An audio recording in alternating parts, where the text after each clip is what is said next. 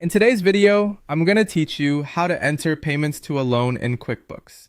By the end, you'll know exactly how to record a loan payment so the principal reduces your loan balance and the interest is tracked properly in your books. Start by opening QuickBooks and signing in. From the left-hand side, open the menu and click the Create button. Under the Supplier section, choose Expense. This opens the expense form where you'll record the payment details. First, select the payee. This should be your lender, the company you make the loan payment to. Picking the correct payee helps keep vendor reports and payment histories clean. Next, choose the payment account.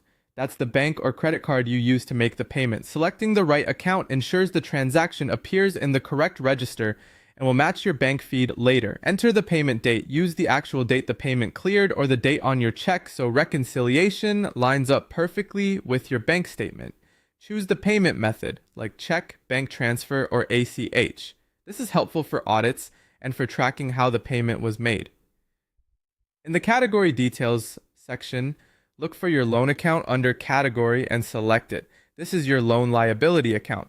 Amounts you place on the line assigned to this loan account reduce the principal balance. If you name your accounts clearly, it will be labeled something like loan payable or notes payable. Selecting this is essential so your balance sheet reflects the payoff over time. Add a description if you like, such as the payment period or a reference number. Clear notes make future reviews much easier. Now enter the interest amount on its own line. Use your interest expense category for that line.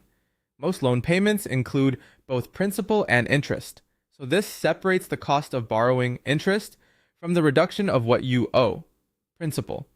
If your lender provides a breakdown, copy those amounts here. If this payment relates to a specific customer or project, add that in the customer project field to keep your job costing accurate and to make reporting more informative.